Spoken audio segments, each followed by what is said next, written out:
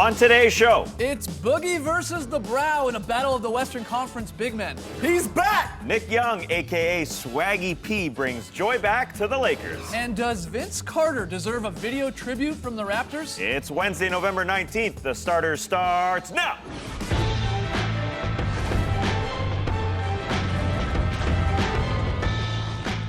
Good evening, Sweet World, and welcome to the starters. Whether you're joining us live online, listening to the podcast, or catching us on NBA TV, very happy to have you. I'm J.E. Skeets, and alongside me, as always, it's Tass Mellis. Let's NBA. To my right, it's the starters blog editor, Trey Kirby. Heyo! Hey-yo! And finally, it's the Aussie, it's Swaggy Lee.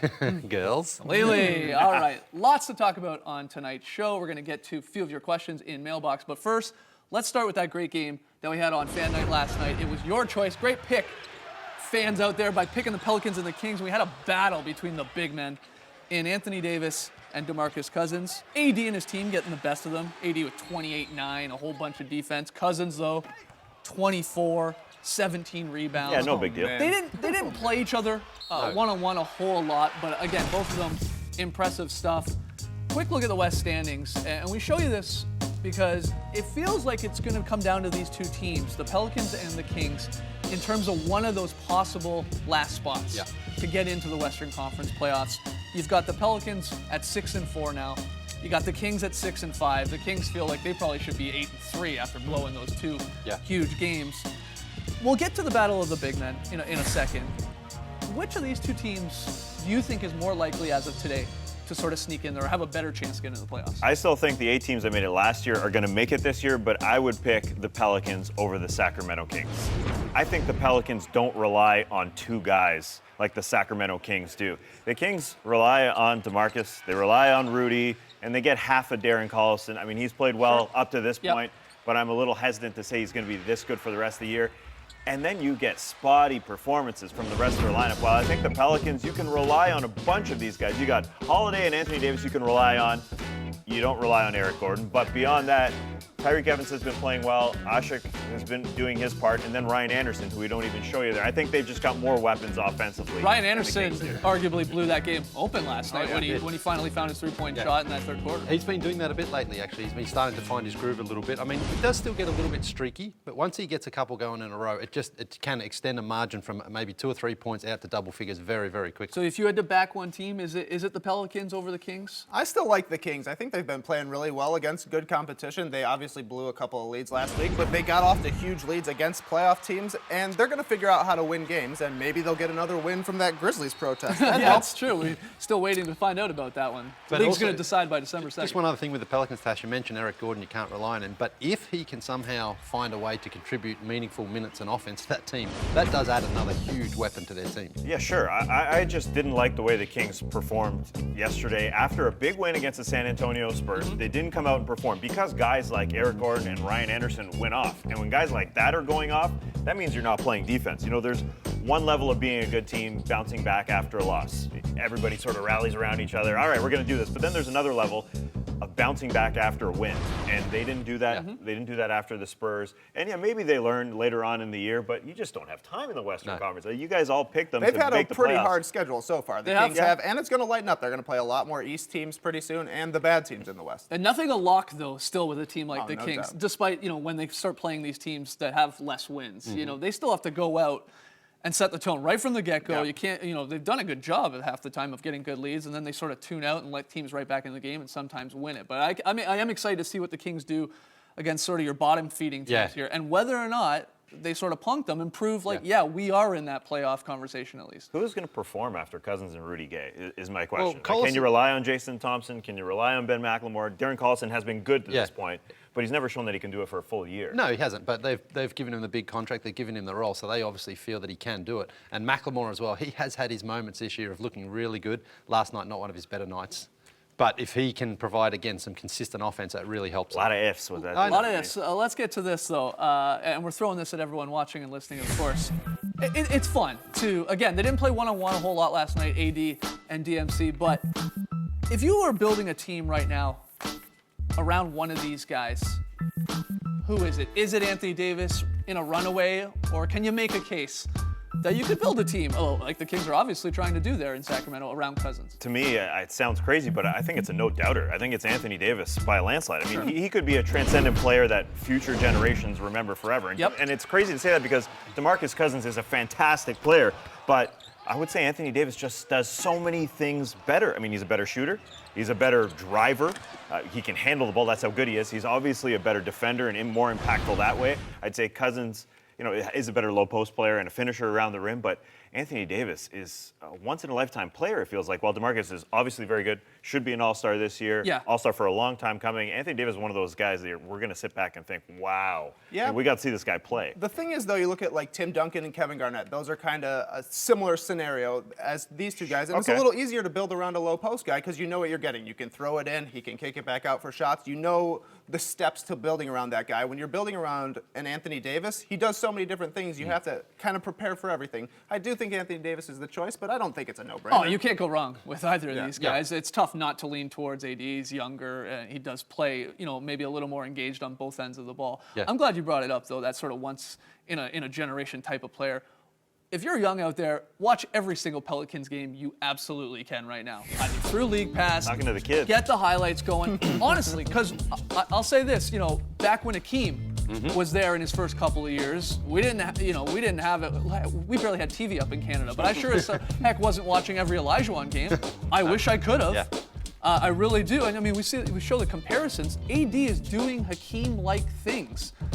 Again, in the third year. And then on that board, we didn't even put it, Hakeem was 24, Yeah. 80-21. Watch every single Pelicans game you can just because of Anthony Davis. Right? Looking at those numbers this morning, it is crazy just seeing just how close he is to Akeem and just how much his game has improved as well. But the other thing just about DeMarcus Cousins, it's definitely true that Anthony Davis is more gifted in more areas. But what I liked last night when they did match up a couple of times, DeMarcus used his muscle and his body to out-muscle Anthony Davis. And that's one thing that Anthony Davis, his body still needs to mature a little bit to get that upper body strength. But for right now, DeMarcus used that to his advantage. Yeah, it kind of reminds me of the Chris Paul, Darren Williams debate from a few years ago where Chris Paul was obviously better, but Darren Williams could handle him just Yeah. because he had a Yeah. lot of size on him. I think that's kind of going to be the case when these two match up just because Boogie is so big. And it's a conversation for another day, but Anthony Davis, I mean, MVP leader right now, Defensive Player of the Year leader right now. Is he in the most improved mix? I mean, how many awards could this guy He is, yeah. possibly rack up? It's going to have to depend a little bit on the Pelicans having a good record, as we've talked about before, but wow, it's unreal. You mentioned just watching him play. I'm just amazed. The numbers are fantastic, but I'm just amazed at how well he handles the ball from the post. He literally can drive and handle the ball. Yeah. He's got more guard skills, I feel like. And KG's Started as a guard. He started as a guard, exactly. KG's a good comparison, but I feel like he has a wider range of a skill set than Kevin Garnett at this point, which is also bonkers to say. Oh, yeah, unbelievable. Well, other action on last night, down at the Fortress, Nick Young returned from the thumb injury. Swaggy P came back, and boy was he back. Swaggy P fashion. He missed his first shot, but then he went on to make 6 of 10, finished with 17 points to help the Lakers win their second game of the season. So yes, the Lakers are 1-0 with Swaggy P in the mix. And it was perfect Swaggy. He was making hard shots, airballing really hard shots he shouldn't be taking, celebrating, smiling. He was doing it all. It really was. Kobe got upset with poor Nick at one point for shots or defense. But after the game, Swaggy, he took full credit for the W. What was the collective spirit like around this? It just seemed different from games past. Oh, it's just like the swag effect, and it just rubbed off. It just rubbed off on everybody tonight. But it just felt good for me to be out there with them guys and them having my back and we just having fun and just enjoying the game of basketball. That's the main thing. Going out there and playing the game you've been playing forever. And that's what I've been trying to tell Wes and tell Booz. They've been playing this game for a long time. Ain't no time to be shy now. You gotta have fun, man. Whatever, I do 360 layups and miss, but I keep going. I think he kind of has a point. The Lakers are having a very sad, angry season. They need somebody to cheer them up. They looked happier last night. Byron trust Scott, him. Yeah? Byron Scott quoted as saying he brings positive energy. Yeah. And there He is brings no a doubt lot of that positive is what energy. Swaggy P does. Can they keep it up and get a winning streak going? We'll find out with the Lakers. It's great to have him back in the league. It's It absolutely is. the best. All right, coming up next, which criticized player do we most love to defend? That's just one of the questions we'll answer when we open up the starters mailbox. Back in 2.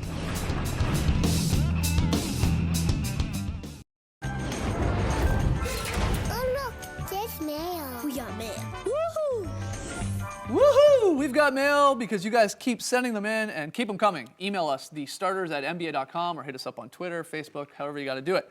A couple questions here, guys. Some goodies. Some fun ones. Yeah, first one. Guys, who is on your all-limbs team? Oh, yeah.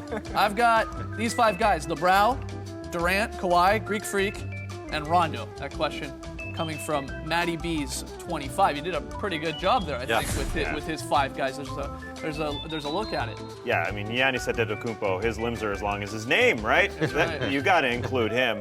I feel 1 through 5. The thing is, I mean, we don't have to pigeonhole these guys into 2, 3, or 4. They can just be out on the court at the same time and just cause some serious havoc. Because Giannis, listen, we say his name so much you'd think he's a great basketball player, but he's still raw. Right. Yeah, He's no got doubt. lots to learn, but one of his best attributes, obviously, is his length. And anytime you see him, I mean, that's the first thing you notice about this man. So a very, very good list from Matty B's, but we decided to come up with some reserves. Yes. Some other guys you could maybe add to this list or come off the bench. We needed to add to it. Eric Bledsoe is our point guard, and Trey brought up this good point. You don't necessarily think long limbs with this guy because he's so built. Yeah. Too jacked. He's stocky. Yes, he's wide, but also long. Sean Livingston at 6'7", extremely long. Nicholas Batum, John Henson, and Rudy Gobert at the center spot, the monster. Rudy Gobert looks like he's about 9 feet tall. Yeah, when you he see him in does. person. He's crazy. Standing long. reach has to be something like One, 10 feet. one guy we should include on this list, though, Raptors rookie Bruno Caboclo. We saw this guy at Summer League in Vegas, and I actually was standing at the back of the gym wall there. I just happened to be beside Draymond Green and Kent Bazemore, NBA players, Long-armed NBA long-armed players. NBA players, and they were gawking at how long Bruno's wingspan is. His hands, when he's standing, still like they go down to his. He ties his shoes without having to bend over. It is what you're really saying. does look like that. So when NBA players are going, whoa, look at that guy to each other and look at his wingspan, you know, you could throw him on the all limbs list, is what I'm saying. All right, thanks for the question there. Next one. Guys, which current NBA player do you find yourself defending? Now, not who is your favorite, not who is the best, but who do you find yourself constantly standing up for to friends? To me, it's Jeremy Lin.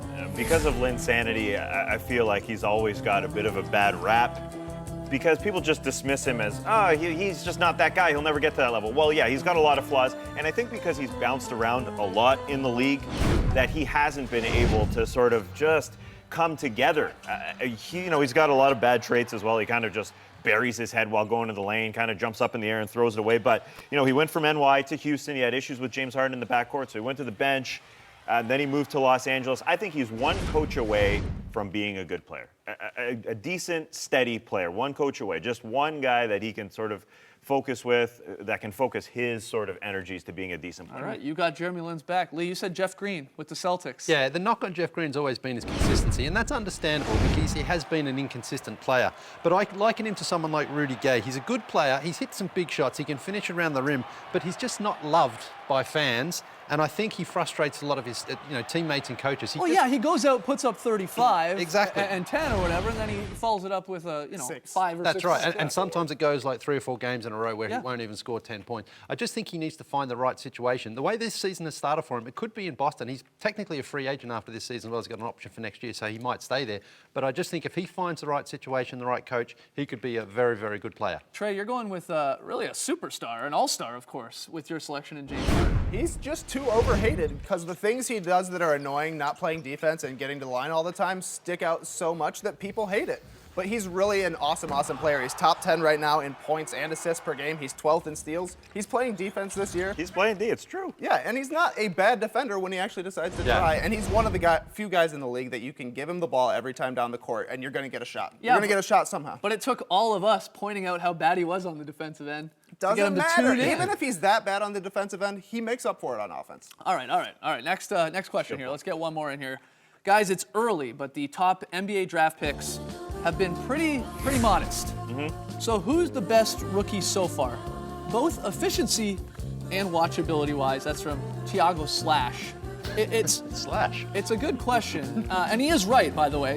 We've showed you something like this before, but the slow starts to some of the notable NBA rookies. We'll show you the top 4 guys in your Wiggins and your Parker, your Gordon, Exum. The stats don't jump off the page. They don't blow you away. We got 2 guys now in Wiggins and Parker that are over 10 points per game. We'll throw Noel in there, obviously drafted in 2013, but an eligible candidate for Rookie of the Year. Is there anyone, though, to answer Tiago's question about, either efficiency or watchability, or however you want to tackle it in terms of the rookie class? Aaron Gordon, you see him there with the Orlando Magic. His athleticism and defensive ability really makes it a nice watch. He's fantastic. He's 6'9", he's got a 7-foot wingspan, a vertical of nearly 40 inches. I think his most adept sort of comparison is Sean Marion on the defensive end. I mean, he's not beautiful shooting the ball. That's why he's only averaging 6 points a game, but his efficiency is good at 58%, even though he doesn't take a lot of shots. That guy. It was good. He's injured right now. Yeah, he is injured unfortunately, right now. So we won't be seeing him. Bonus KJ points for McDaniel. wearing 0-0 too. Yeah. You like the double zero? Yeah, KJ McDaniels, you're right. Yeah. Only reason to watch the 76ers. Yeah, he's been great. I like how Dante's taking care of the ball with the Jazz. Yeah. All right, we got lots more to come here on the show. When we return, the Raptors plan on honoring Vince Carter tonight. Good idea, bad idea, Jeans? We'll debate it next. You're watching The Starters.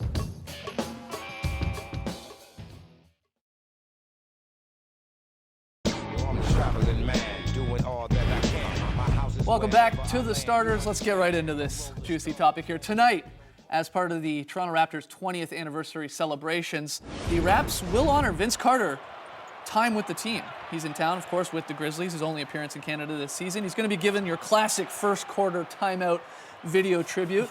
It'll be interesting to see how the Raps fans react, because this is still a dividing topic between a lot of Raptors fans and analysts. Vince Carter deserves way more than a video tribute. He deserves way more than a video tribute. I'm indifferent to whether or not they give him a video tribute. I don't care. They need to retire his jersey, because if they don't, I mean, a video tribute is inconsequential. Without Vince Carter, there may not be a team in Toronto. Sure. That is legitimate. I mean, people forget. Everybody did not want to play there. The first guy that they drafted in the expansion draft, B.J. Armstrong, said, no, I'm not going there. They traded them before the season started. Then their first actual draft pick, Damon Stoudemire, wanted out. It goes on and on. Trace McGrady, Kenny Anderson, they could have gone the way of the Memphis Grizzlies, Vancouver going down there. It could have easily happened that way. Vince Carter put this team on the map in the U.S., across the NBA. I don't Across think the people, world. Okay, yeah, hold on. I don't That's think people fine. realize that. Can we wait until he's done playing? Yeah, sure. They need to I think retire that's that the jersey. problem. He's coming in here with the Grizzlies. I know it's the whole anniversary thing, Yeah. the 20th anniversary. They want to give him a little love, but still, just wait until the man's retired, and then sure, then you either put that jersey up, you do whatever you got to do. I don't understand though doing it when It's he's only still the 20th playing. anniversary once, and he is the only Raptor to ever be an NBA transcendent star. He's still top 5 in points, assists, rebounds, steals, and blocks. He's easily the best player in Raptors history. Yeah, but and if you're honoring during the 20th anniversary, that comes around once in a lifetime. Some people though, they don't forgive Vince Carter. They don't forgive him for quitting on the team and wanting out. Simple as that. I understand. So I understand all the great things that you just listed, absolutely, for sure. But there's no way you can tell me he didn't quit on the team back in 04-05. Look at the numbers when he was with the Raps there. Yes, injuries definitely came into play here. He goes to the Nets and suddenly he's scoring nearly 30 a game. Would you boo him I mean, come during on. his tribute? No, I know. Look, we're obviously Raps fans, Tass and I for sure. We've had season tickets when we were there I for a bought long season time. seats because of this Yeah, man. yeah, fair, He fair. made me a great basketball fan. That man, despite all of the injuries, despite all of the whining, despite saying he's not going to dunk again, I'm willing to take the higher road here and say that this guy made me love the sport of basketball, made Torontonians love the sport of basketball, made guys like Tristan Thompson and Andrew Wiggins get into the sport. Kevin Durant. And yeah, He was Kevin Durant's favorite player. He was his favorite player growing up. So you just have to sort of take the higher road. In this instance. People hate Vince so deeply because they loved him. I think that's booed what him it comes like down to. crazy.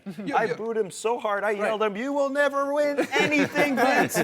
And I think I was right to this point, unless the Grizzlies win it. He quit on the team, and he deserves to be, knocked for that. But it's also time to forgive and move on because of everything else that he did for the Raptors and for Canadian basketball. Let's hear what people think. Again, it is a dividing topic. Do you think the Raps should, first off, be giving him a video tribute while he's still playing? And then, if so, whether they should even be doing that or I'm with not you. at all? Never forgive, never forget. Is that what you want to do? You remember when the Rockets gave a video tribute to Hakeem Olajuwon while he was a member of the Raptors, getting paid by the Raptors and was injured? we don't bring that up. Just wait it out. I agree. All right, let's unleash the unicorn. Let's get to the starter fantasy minute. 10 games on tonight. You might have a few decisions when it comes to your lineups. Here's some guys you should consider starting. Absolutely, Bradley Beal. He is expected to play tonight. He probably will come off the bench and he may be on a minutes restriction. But if he's in your bench, it's worth putting him on. It's worth the gamble because if he gets on the court, he could easily go for 20 points tonight. So start Bradley Beal straight away. You're not worried about him having a wrist injury and coming back as a shooter? Not when it's him, no. Oh, I've seen your fantasy team. I wouldn't be worried I either. could It's use any horrible. help right now. But no, honestly, Bradley Beal's such a good player. He's more than just a shooter as well. He's worth getting out there, even if he does have a rough night. You don't want him on your bench tomorrow morning to see him go for 20 tonight. Tomorrow morning, when he has an okay game, you're going to sit here and say, he just needs to get Hey, you want to bet on whether or not he scores 20 plus Yes, points I'll tonight? have a bet, yeah. If you lose, you dress as a fantasy unicorn. All right, why not? All right, we got to take a break. When we come back, the pick-up payoff results from last night and Lee's very solid play of the night. Lee couldn't breathe in that unicorn. Man. We won't do that to you again. Dante Exum or Joe Ingles, who knows? Ingles.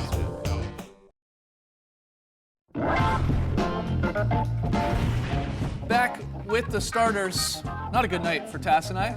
We both went 1-3. We're still tied, 30 and 25 in the pick and payoff results. Tonight's picks, we agree on 3 games. We like the Pacers, the Clips, and the Rockets. I'll take the Cavs at home. You're taking the Spurs. You're taking the Grizzlies. And for once, I'm not picking the Raps. I'm taking the Grizzlies. Too many big guys in there for the Raps to handle. That's why I'm going them. But Tass, for once, is taking Toronto. So Those Bears have the flu, apparently. it doesn't make sense. We asked you guys on the Starters Facebook page about the Vince Carter situation. Should the Raps honor him? 64% of you almost saying, yeah, he deserves it. A little over 32% say, just wait until he retires. And a few of you, the never forgive and never forget, 3.4% say no, Never. ever.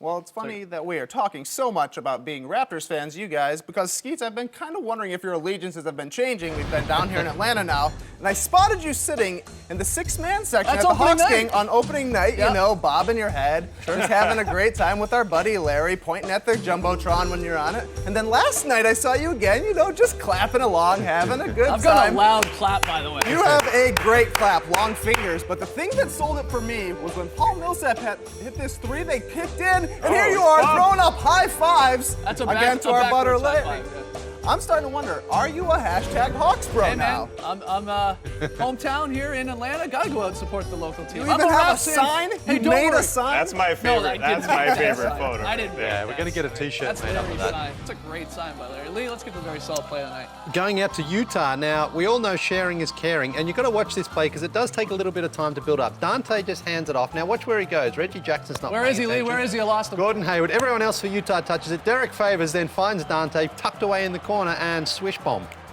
Okay, so watch Dante here. Watch Dante. That's how you because say it in Australia, Reggie Jackson's not paying attention to him, and Dante, he should be known as the executionator because if you don't, Get out of here, Lee. What are you doing? if you don't watch him, this is what he's going to do, and that's what I call a very Oh, man. solid play. All right. You get Joe Very Shingles. solid, Lee.